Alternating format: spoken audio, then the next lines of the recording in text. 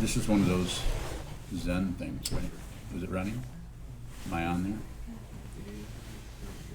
So what's the title of the talk? Buddhas are truly Buddhas. It's a wonder I can remember anything. When Buddhas, I'm about to give a talk where I can't remember anything. When Buddhas are truly Buddhas, they go on actualizing Buddhas. I'm going to use Okumura's translation of this. I probably won't be able to find it, but maybe.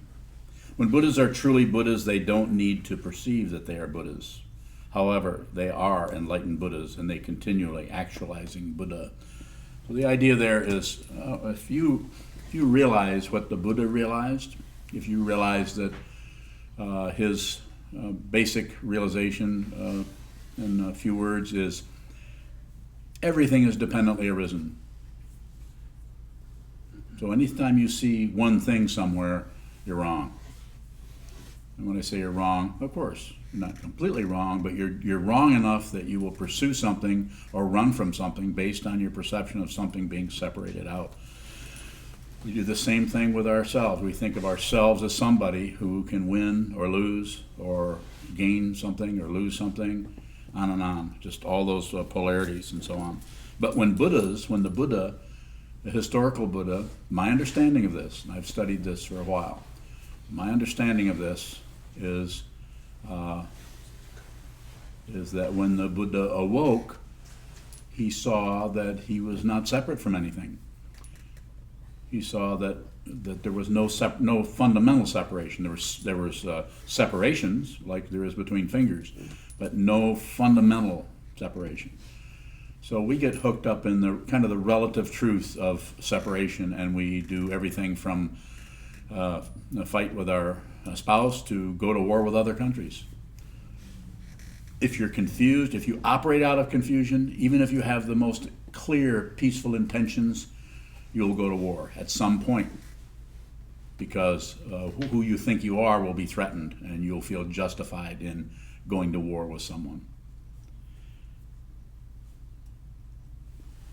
So when Buddhas are truly Buddhas, they don't need to perceive they're Buddhas. So if you were to awaken, simply put, if you were to meditate, even if you weren't to meditate, if you were just based on your karma, somehow your karma from a past life, and I don't believe in past lives, but if your karma from a past life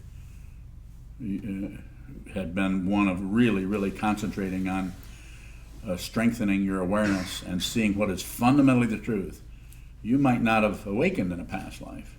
You might have to pop into this one before you awaken. Or you may have awakened in a previous life and then show up in this life. And again, I don't believe any of that, nor do I disbelieve it. You can do that. You can actually talk about things, think about things, feel things, dance with things, run away from things, run to things without believing anything. Much easier.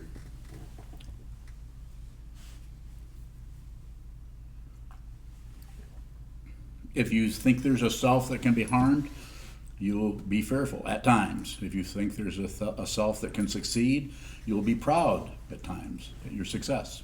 Doing pretty good. Got those other guys beat. Doing pretty good. So when Buddhas are truly Buddhas, they don't need to perceive they are Buddhas. So if you awaken, you won't really think of yourself as someone who's awake, because you'll understand that the ideas that people have about the Buddha being awake are not exactly true, because people generally perceive, not all, but generally perceive that if you were to awaken, you wouldn't be the same person. You'd be a different kind of really great, kind, understanding, peaceful person. This is a misunderstanding. You may be peaceful, you may not be peaceful. You may go to war, you may not go to war, but you wouldn't be doing it out of your thought process or out of hope and fear. Hope and fear are the two things that will destroy wisdom or get in its way or complicate it or confuse it. Hope, and when lots of people say, well, you can't give up hope. Well, don't have it in the first place. Well, you don't have to give anything up. When you hope for something, you actually leave this present moment where the actual radical truth of your life is right here, right now. You don't have to go anywhere else.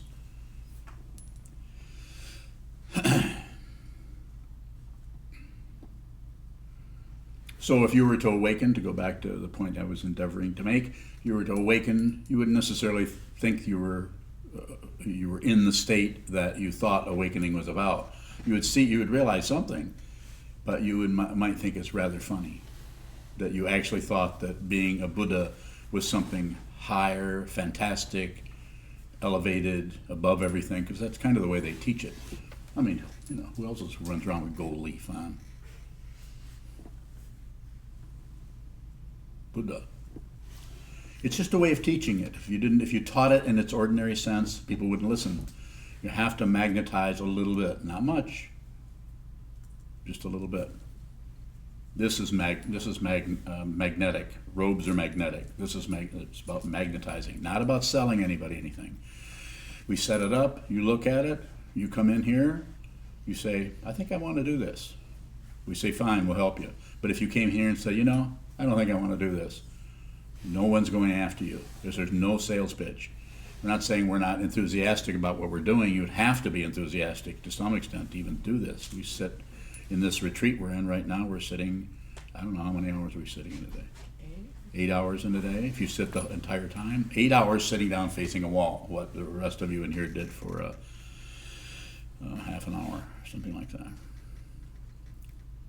And what is this about? It's about stretching, strengthening the awareness until you can see clearly for yourself what is actually true. You don't need to think, you don't need to refer to or look to anyone else. I'm not saying you can't read books or just have discussions about how this all works, but you're fundamentally not operating out of just your thought process. Thought process is there as a tool.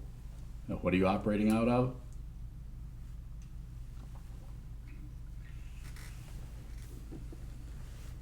Clarity. You're clear about what this is. You're so clear about it that it goes beyond the thought process, which puts you in a situation where if someone actually asks you about this fundamental situation, it's very hard to respond and be completely honest about it. You almost have to fib a little bit. So, let me use this translation.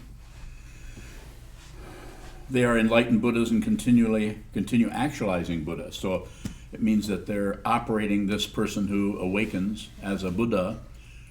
All of their functions start to be in terms of awakening. So anyone that comes around them, it's not that they're going to get contaminated by awakening, but if they interact with that person, then and they pay attention and they listen, they might begin to understand how they could also stop going to war with themselves. Because this is what it looks like in your stomach, in your gut. We all know this. Does anyone not recognize this?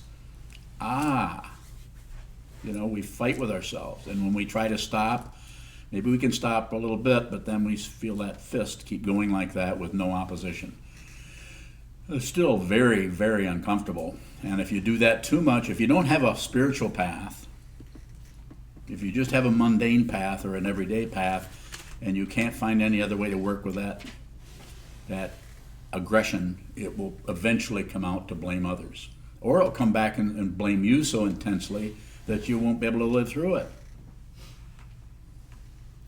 Without doing what? Covering yourself up with Wellbutrin, or getting electroshock therapy, or anything else, or else saying, I'm just going to play tennis the rest of my life. That works good for me. And, if you have something like that going on, quite often you can manage to distract yourself or avoid the difficulty. And then there's other people that just can't. There's some people, I know some of them, that just can't avoid deep suffering that they're going through. And so, if they talk to me, I say, train your mind. Sit down, look at your mind so that you can see the way in which you deceive yourself, like I said in the meditation instruction.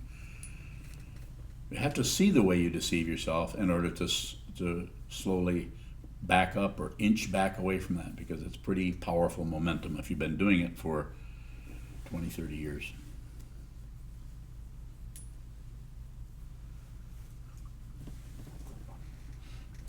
So this is coming from Dogen, the 13th century founder of this particular lineage, the Soto Zen lineage of Buddhism. And this is one of the, he only lived to be 53, but this is one of one of his writings called Genjokoan, or Actualizing the Fundamental Point. Comes from his larger book, main work called Shobogenzo. So when Buddhas are truly Buddhas, they don't need to perceive they are Buddhas. They just hang out, operate, function, and they function out of no self, no other. They function out of awareness, which does not support a self, or doesn't support anything. It says they continually actualizing Buddha, so they continue to actualize that awakened state, awakened truth. In seeing, the rest of this particular fascicle is in seeing color and hearing sound with body and mind. In seeing color, hearing sound with body and mind. We perceive them intimately. The perception is not like reflections in a mirror or the moon in water. So it's not this and that. It's not the moon and water. And it's not like looking in a mirror. It's not, the two-ness is gone. When one side is illuminated, the other is dark. When one side is illuminated, the other is dark. Good luck with that one. That's one of the most obscure statements in the Shobogenzo. And different teachers have, who have had made commentaries on this, have understood it differently. And I'm going to talk about it a little bit, and I could be misunderstanding what Dogen meant. But the way it looks, is when you see the world, you're gone. And when you see yourself, the world is gone. One side is dark. When everything else is lit up, there isn't anybody seeing it. When the world is completely gone, then there's just you, Buddha, the awakened one. Don't crack your fingers. Thank you.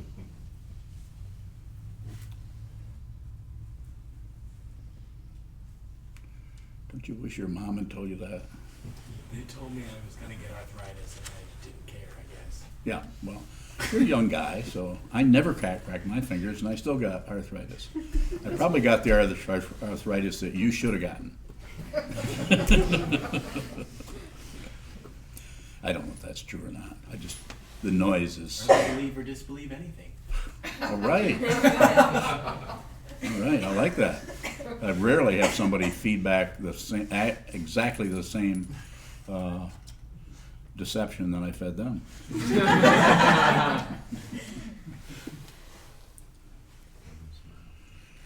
So questions about this would be good. You have them. I can continue to talk a little bit, but yes, Bailey. What is meant by actualizing? My understanding, it's hard to know what the Japanese or the Chinese character was for actualizing. It's pronounced Genjokoan, it's actualizing the fundamental point. So there's something there and it's just happening that way. So it's actualized. There's no past or no future to it. It's just that. So you could say it's just the present moment. Whatever's happening in the present moment is actually it. You don't have to travel somewhere else. Like I wrote on the back of her Raksu when she received precepts in 2010, was it? Yeah, nothing else. And I didn't think that up. I didn't think, gee, what should I write on Nuno's? I got to put some kind of graffiti on there. What should I write that would be really, holy or profound? That's what I like, profound. Well, what came out is nothing else. And I read it the same time she did. So I read that after I wrote it. That's like, I don't know who wrote that. So when one side is illuminated, the other side is dark. When one side is illuminated, the other side is dark. you could contemplate that. If you understand what that is, if you really understand what's being said there, you're awake.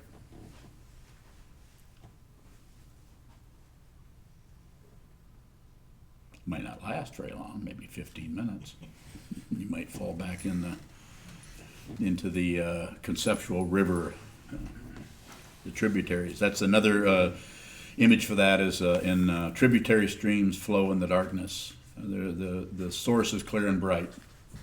With tributary streams, it's the example I've used lately is if you go to the mouth of the Amazon River, it's just a big piece of water, just that. But without all the tributaries running all back into the jungle, countless numbers of them, you can't have that. So little tiny things, just like if you go look in the mirror and see who's there, you could say, well, there I am. I'm looking at myself. And you may like yourself, you may not like yourself.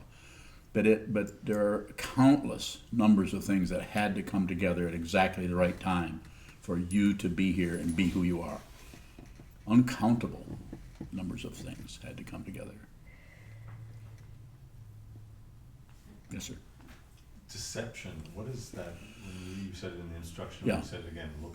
Just see the ways you deceive yourself. Yes. What are some of those ways? One of the ways is to not know that you're covering something up and think that's the truth. To actually think that the simplest way of putting it is when you believe your thought patterns. Don't believe anything you think. All thoughts are lies. So how would that look looking at the wall? How would one go about doing that? You see a thought, and then what do you do with it? Don't do anything with it. So how do you see that it's You false? Or you see when the identity or the awareness itself starts to change allegiance from the thoughts over to the awareness itself. The awareness is nothing. There is no one there. There's no way awareness will ever support an identity or a self. So when the identity, it's just a matter of misunderstanding. It's a mistaken identity. You think you are your thoughts and your ideas and your emotion. When you have an intense emotion, you think, I'm in this intense emotion. Or you might think, they shouldn't say that to me. Look, I'm feeling terrible. They've insulted me. but it's not through any effort. It's just through looking, like you said. It's receiving. just receive what comes. Don't accept it. In other words, don't say a bunch of good things about it to yourself. This is great, I'm receiving this. Don't lecture yourself. Don't congratulate yourself. Don't do anything other than be aware. And you see the way, if you listen to the instructions, all I was saying is be aware, be aware, be aware. Just see what arises. Just observe what arises, what goes away. Let it come. Turn everything on receive. Let it come, and then when it goes away, just watch it. And if you don't do anything with it, it will come to an end. It will go away. Maybe not in the time you would like it to. It might hang around and torture you for a while.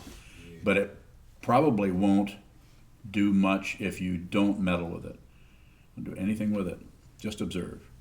Everyone in here is already the Buddha. Everyone watching this, whoever's watching this, is already awakened. It's already the case. It's not something you have to gain. You just have to be genuine. Stop objecting to who you are. That's how we deceive. We think something should be different.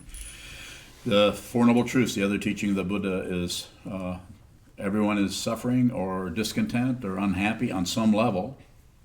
Maybe not, you don't feel it all the time, but it's going on all the time. And we want things to be different than they are. We don't want that. Whatever arises, we don't like that. Or we don't have enough of what we want, and we have too much of what we don't want, to put it simply. And so, but if you do nothing with it, in other words, let everything come and go, then eventually you will see the truth. And what is the truth? Not separate.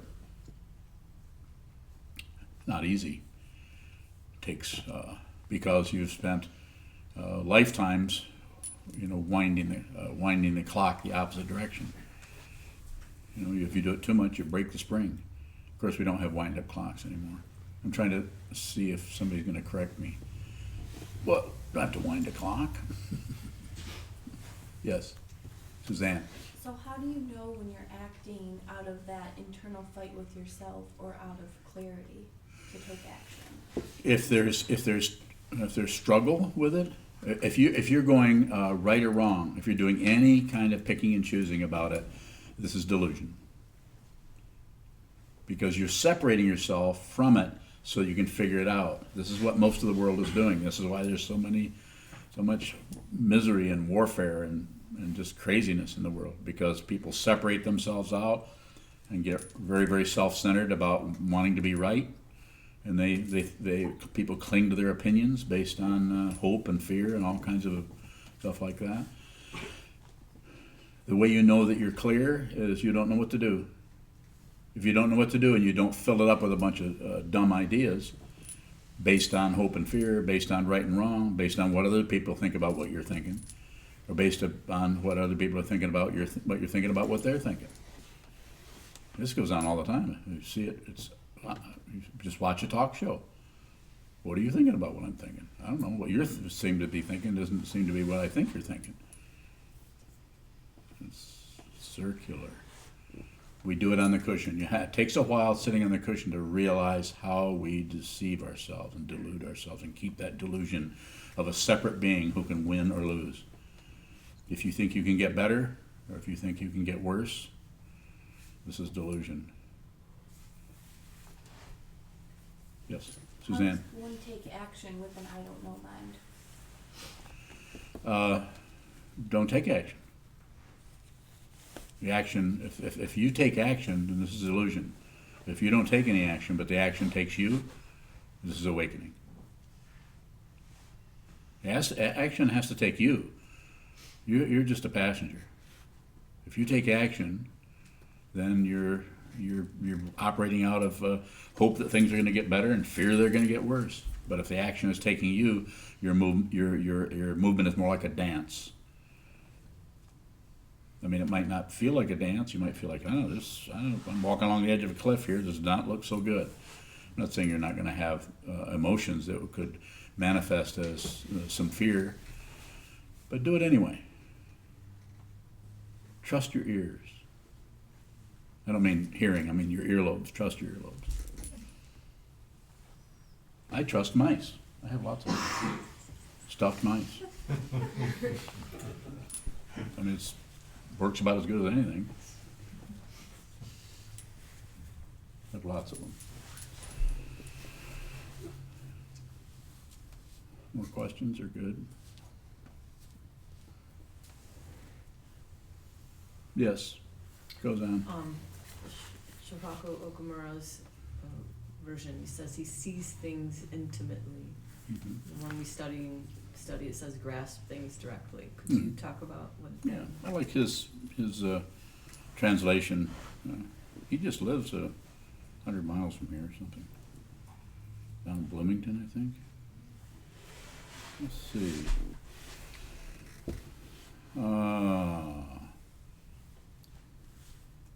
In seeing color and hearing sound with body and mind, although we perceive them intimately, the perception is not like reflections in a mirror or the moon and water.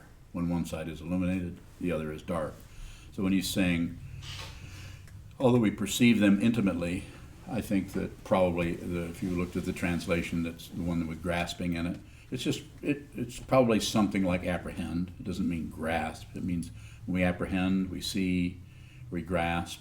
You know, it could be used that way. And I prefer his, and he's Japanese, so I mean, it's a done deal. And I'm not saying there isn't another translation, but anytime you translate out of one language into another, it's always good to have, like, you know, when we study here, if we can get more than one translation of any text that we're doing, it's good to know how people are interpreting that. More? Further questions about anything at all?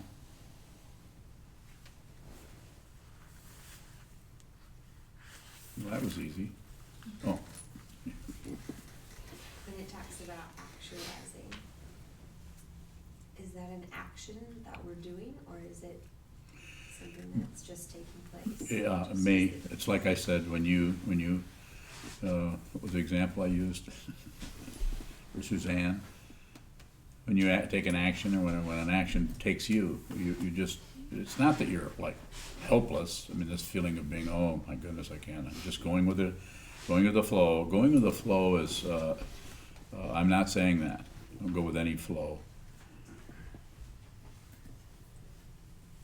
So what's the difference between going with the flow and the action taking you? They could be the same, but they're probably different. Sandokai, there we go. The equality of sameness and difference. You've got something that has its sameness and it has its difference, and they're not separate from each other. It's difficult to talk about this. You can imagine, or maybe you can't, but try to imagine what it would be like if you understood what this was, and you can see that relative words don't really fit that. They fit it somewhat, but very difficult. Dogen was quite a genius at being able to take his realization, what he understood, through his teachers and his realization when he was very young. He was only 22, 23, and be able to turn that into language that we're still looking at today. This is centuries ago. Unusual person. Yes. It goes back to knowing. How would we know if we're awake? Well, this first line, when Buddhas are truly Buddhas, they don't need to perceive they are Buddhas. If you actually are awakened, you get no credential. You just notice you just notice you're not at war with anything. And even if you become at war, if you start to see yourself getting anxious or angry or anything, even that doesn't knock you out of your understanding. Because if it did, then you would look at other people who are angry and think of them as being worse than you. This is why some people who aren't really realized tend to radiate kind of a sense of pride that they somehow are just a little bit better than all you guys, because they actually meditated and understood and have a realization. But if you actually realize, you're not separate from anybody. So everywhere you look, it's just that. It's just that. You don't exist. If I see you, I don't exist. If I don't see you, I exist. When I say I exist, I don't really exist, nor do you. It's just a way of talking about it. So you just realize that the whole warfare, the whole structure of plus and minus and being against this and for this, including the crazy people that are running the whole country, the whole world. People are crazy everywhere. They're totally crazy because they're operating out of fear, operating out of hatred, and hatred that is fueled with confusion and anger, jealousy, and it's difficult to watch that, but we can't buy into that. We can't suddenly go to war with that and just on their terms. Let them come to you. Sit down and be sane. Be sane yourself, so that everyone you touch, you don't trigger all of their passion, aggression, and ignorance, or trigger their fear, so that they go into some kind of fear-based operation. I understand that this may look like you're lazy and you're not doing anything and you're not carrying, placards and so on. The people who are doing that should be doing that. They're doing it. They're doing what they need to do. If they need to do that, then they should do it. It's not wrong. But I'm saying if you're operating out of awareness, you probably don't need to do that, unless you do. But only you will know, like we talked about earlier. If somebody who's a student of mine says, I've got to go out to the Dakota Access Pipeline and help the indigenous people, I've got to go out and protest with them. I wouldn't argue with you. I'd say, do whatever you need to do. Trust yourself. But if you're having going back and forth about it, then you probably should wait. The action should come out of your heart, not out of right and wrong and good and bad and being a person who just wants to do right, and this is all baloney. That's not a Sanskrit word.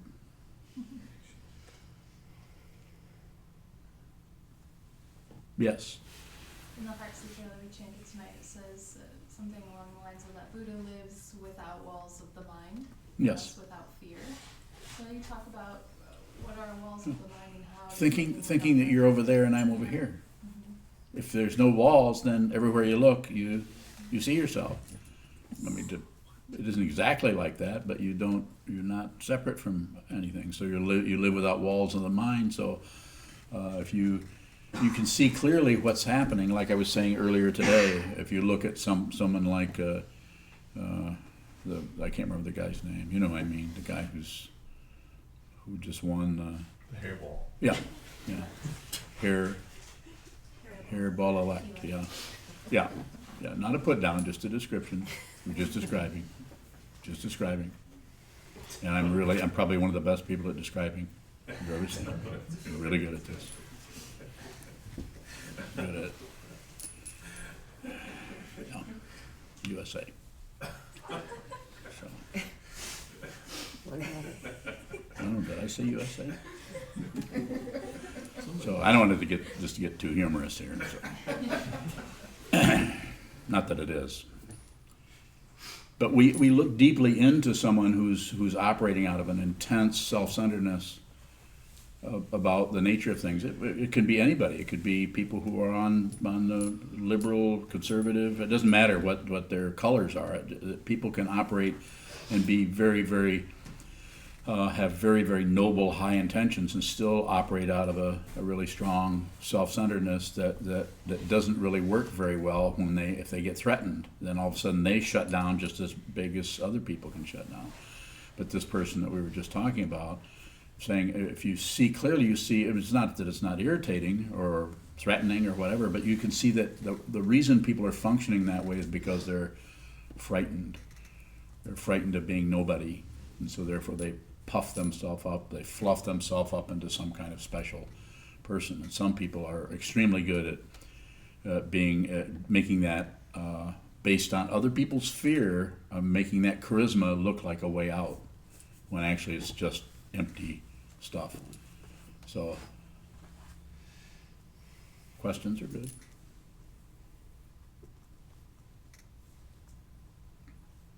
Yes, Kevin. Talking about how was it that you put it? Action takes you. That makes me wonder a little bit about the possibility of divine order. Is that something that is considered in Buddhist thought? Well, basically the way that's handled is karma rather than divine order. But there's also something that my teacher Chogyam Trungpa Rinpoche, Tibetan Buddhist meditation master and scholar, who passed away in 1987, he used to talk about natural hierarchy. He said it's just, and the example I would use is like a tree the leaves are in the sky and the roots are in the ground. It's a natural way. Wood manifests as limbs and branches and leaves and what may be flowers, and then also has roots that are completely hidden. And we're kind of in that same situation. There's lots of roots, or tributary streams flow in the darkness, or the part of one thing is illuminated, the other part is obscured or is dark. To be able to see that's the way the structure of relative truth is. But if you understand it, if you understand you're not separate from anything, there's never been a separation. If you understand that, then the hierarchy, the natural hierarchy, you could call it divine order if you wanted to. That's kind of, positing some kind of a hyper smart fellow who's up in the netherworld, who's looking down with things, magic wands and things. Maybe, I don't know. Maybe there is. But it's just the idea that things are flowing in a way that is much bigger than our movements this way and that to stop this or start that based on passion, aggression, and ignorance. So it looks like if you're really aware, if you prioritize your awareness over your thinking and analyzing and guessing and strategizing and speculating, if you prioritize the awareness itself, then what arises in the awareness can come and go, and you don't have to grasp it, reject it, shut down on it. Then there's a lot of clarity around what happens, because you're no longer threatened. You're no longer seduced into going this way or going that way. You ever notice how we do something we're not exactly clear on, and we'll start talking to ourselves about it. Well, I really need to do this. Well, I haven't done this for a long time. I really need to, I've been really good for so long. I meditated 5 hours today, and now I'm going to go out and get loaded. Should be okay, right? I mean, I've really trained my mind. Now I'm going to cover it up all up with mud or something. Really nice mud, though.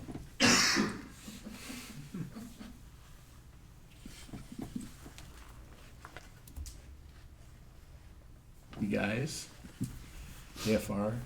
My brain is just like exploded. Oh, good. Like in a good way. It doesn't look like I'm it. trying Yeah. to like, Yeah, it looks like it's still pretty much intact. yeah. The So, walls I'm have been enjoying blown this. out. yeah, the walls of the mind are coming apart. Yeah. How lucky. Make sure you charge him. Oh, I need to Collect a fee. Well, where you're living at, they have quite a fee there. Well, yeah. You got good insurance. You gotta have that insurance. We don't have any awakening insurance, do we? Now, there's an idea. Guaranteed? For or against. You wouldn't have to guarantee it, because then that would be, you would need the insurance then if you could guarantee it. I know I'm not making any sense. So, yes, Kevin, take me away from this terrible Yeah. dilemma I'm in. Just looking back at what you mentioned earlier Yeah. about dependent origination, Yes, if our awareness is increasingly more present, more I got you, go ahead. what What's the question? What becomes of dependent origination if It's, it seems that it disappears, that it becomes almost no, irrelevant. no, you're still there, still here, you still have a body, you still have to eat. So things are still happening in that sense. The awareness is manifesting through a human form. So there's still, but you're no longer participating in the karma. You're no longer going in circles. You're no longer resisting your life. You're actually living your life as it's meant to be, in the open, without any armor. In the open, vulnerable, really vulnerable. It's a tall order for you.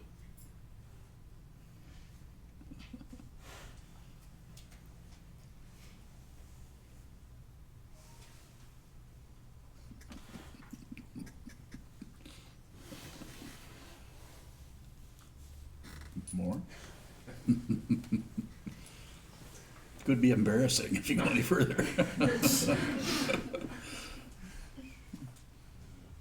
Further questions? Yes, sent you. What does that feel like, What? to live in the open without any armor? Feels good. There's no past, no future. There's nothing. I mean, there's a past and a future. Of course, you've got to. You don't cook some food. You won't eat. So there's some kind. But there. That's an illusion. There's just this. There isn't anything else. If you think there is, you'll suffer on some level. Maybe not intensely, but some.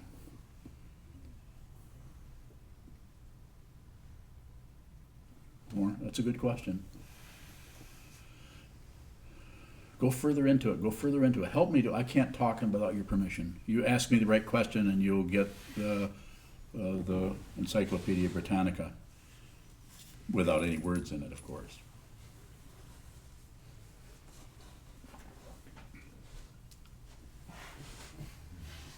I don't know what to say. It's okay. Do you suffer? Oh yes, yeah. Suffering is still there. There's no person who suffers. So I could say, yeah, I suffer, but not like when there was an identity there who had to get rid of the suffering. You're my wife. You live with me. You see me suffer. What's different?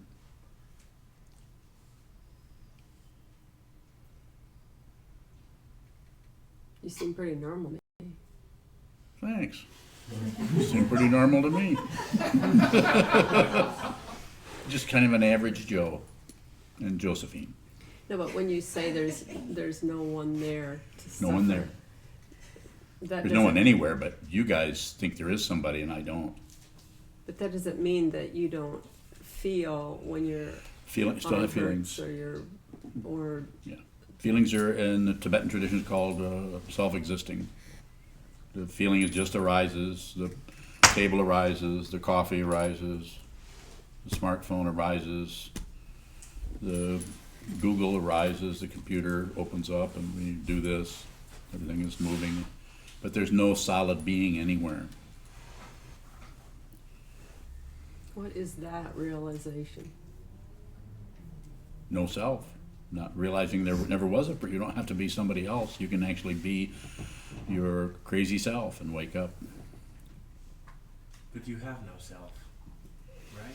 Yeah, Am I yeah. interpreting that wrong? No, you have one, but it's just not real. When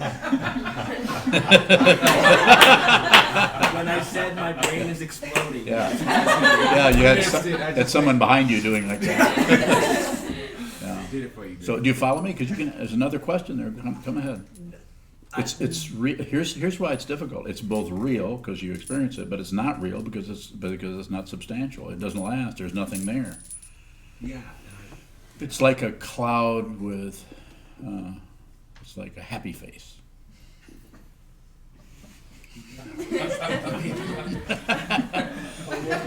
Unless that doesn't work, in which case we'll change it to something else. No. How about a heart? I don't think anything you say is gonna work because my brain's just. So let me say this. What is your name again, sir? Greg. So Greg, what I would say is if this is really having a strong effect on you, the very best thing you can do is train your mind, meditate. Sit down, hold still, eyes open, look at the wall, and do it a lot. And do it the rest of your life. You're a young guy. How old are you? 23. Yeah, 23. Yeah, do it. I'll tell you what. I'll make a deal with you. Ready? Yeah. If you'll meditate for 5 years,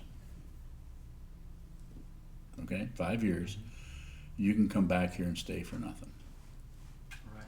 But you got to meditate every day For 5 years. and at least an hour a day. Okay. Don't come back and lie to me because I'll know. No intentions of lying. Yeah, do that. You're the first person I've ever, I just feel like, gotta make a deal. I make deals. Get it in writing. He's a Temple resident, so but that's because I got him to sign a contract too. I say keep your agreements. I keep my agreements. So, anyone else? Yes, sir. We practice awareness, but you say to be awakened, the action leads you. Is that to say that there's no conscious decision that takes place? To be awake? I mean, to be awake. It's Jeff, right? Yeah. Yeah. What? So again? You say that I thought that you said when you're awakened that the actions will lead you. Yes. Is that to say that in your mind there's no conscious decision taking place? Yeah. I don't make any decisions about anything. Thank you for asking that question. Yeah. You put my words into words. So when I say I don't make decisions, I'm just saying that I don't deliberate about anything. I just either I have coffee or I don't. But there's no process. Sometimes people can magnetize me into thinking more about it by saying, you better stop doing that or you're going to die. Like you're eating bad food, don't do that. And I'll say, well, you put it in front of me, I'm going to eat it. So I'm using that example to say that it's not that I want to die particularly, but I don't know how, it's hard to describe, but it's not actually like a decision. It's just you either do it or you don't do it, and there doesn't seem to be a lot of deliberation in there. And there's not a lot of fear of anything happening, going wrong. At the same time I understand the fear about what's happening in the world, all that, some of the fear about everything from nuclear stuff to global warming and all that. It is pretty scary. So if you identify as a person, then it's going to be a lot more frightening, I think. And then there might be the tendency to shut down and just not think about it or not want, like some people say, I'm not going to watch the news, it's too depressing. But I tell my students, people here, you should watch every day. You should watch the news and meditate. So stay in touch with what's going on, and then just watch the emotions come and go, come and go. It's a kind of a process. More? Good question. I'm just wondering if, if some of the actions that come at that point could be acting on impulse. So that's a very good question, and the whole idea of impulse is usually comes out of like you're sitting here and you need to do something, and it's based on craving and wanting something to be different than it is. So if you're not unhappy with the present moment, you're not likely to do something else. This doesn't mean that if you're sitting here and you're driving your car and you have an accident, that you're not upset about it and wish you had not, you've driven slower or something like that. I'm not saying you're not. It isn't like you're living in some kind of a dream world, but it's not very much. It's not very strong. So you're living in a relative situation, but you're not putting demands on anything. You realize that everything is dependently arisen. You realize because walls of the mind are not there.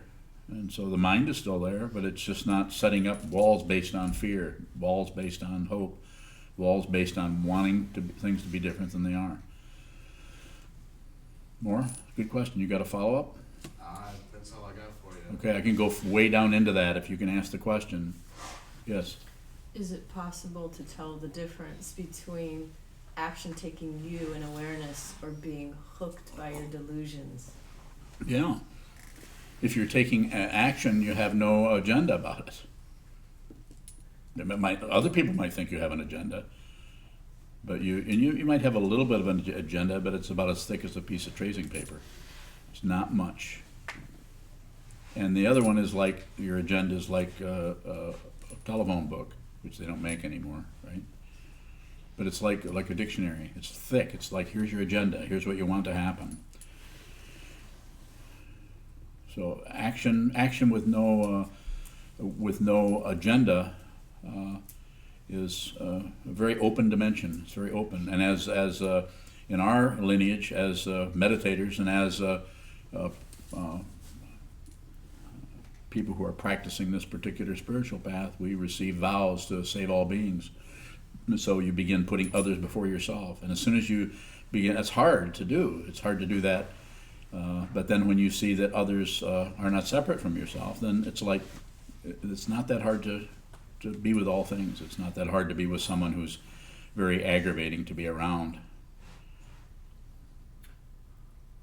I'm saying, it's not like you have to leave them, because you understand that the causes and conditions that arise are very, very complicated. And so you're not trying to get things to be different. You're not trying to get everybody to act like you act or be different. More? Yes. From Anna Maria out in Brooklyn. Yes, Anna Maria. She asks, when back and forth is habit, how do you go beyond knee-jerk/habit to clarity of what needs doing? How does suffering change or is different without a sufferer?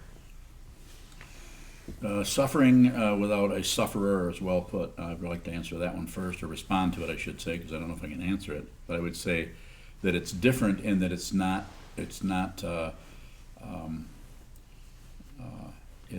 added to with something about, I've got to stop that, I've got to get rid of that, or I got to find out why am I. If you're having a difficult time and you're saying to yourself, why am I feeling this way? Why is this happening to me? I don't deserve this. If you're giving yourself a whole bunch of things like that, it's like layers on top of something. It makes it thicker and thicker.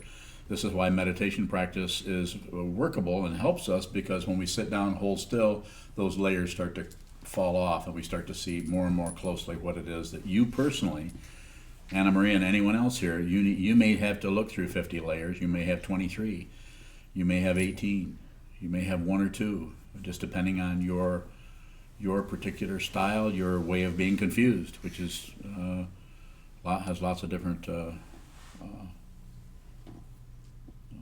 structures to it. What was the first part of the question?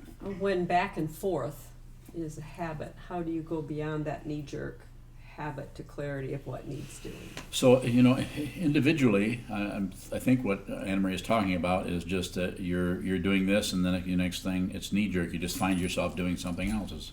Is that what you're getting from it? I'm just saying, interrupt that. Use habitual patterns. So sometimes if somebody can't get to the cushion and can't meditate, I say, well, find something that you do every day, like brush your teeth, and then right at the end of that, as soon as you put the toothbrush down, go over to the cushion and sit down. Stay there for an hour. And use that as, here's something that's habitual, so use the habitual pattern to train your mind. On the other hand, if you've got a habitual pattern that says, I've got to have ice cream at 9 o'clock every night, that happens to be mine,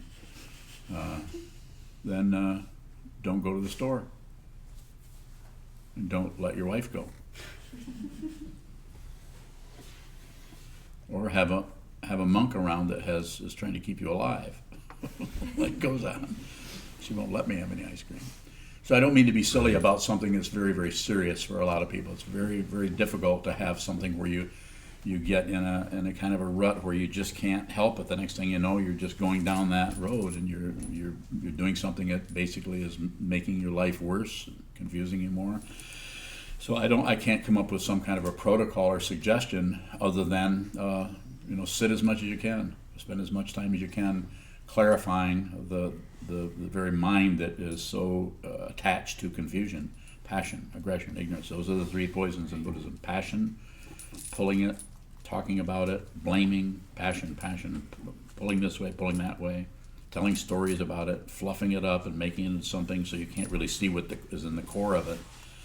Or aggression, trying to chop it up in pieces, get rid of it, and do that. There's so many ways to approach it, and with aggression, or distracting yourself is the ignorance. Looking the other way, trying to build a stronger wall of the mind so that you're safe from that negativity. That who knows what the source of that is, but you're trying to seal yourself off from it. That could be drugs.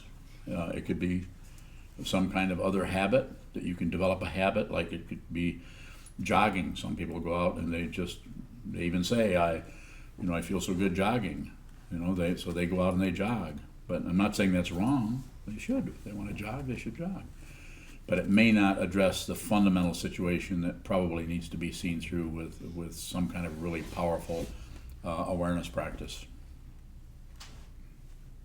I'm not sure if I was able to. Huh? No more questions. No more? And so we're way past the time for our closing, so unless there's a final question, have a question? No? Any? Very good, thank you so much. We'll dedicate to merit in the back of your red chant books.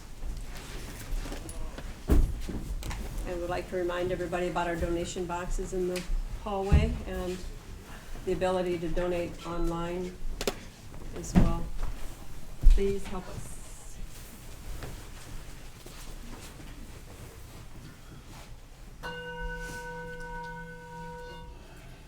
May the merit of this penetrate into all places, so that we and every sentient being together can realize the Buddha's way.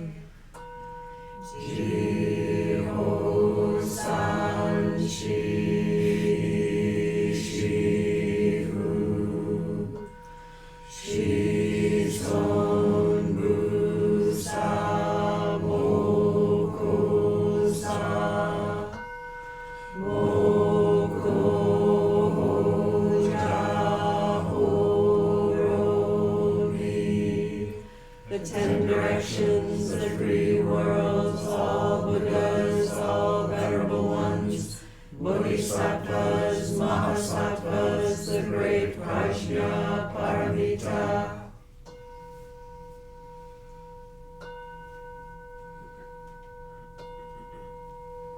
O Buddhas and Bodhisattvas of the 10 directions and the 3 times, please hear us.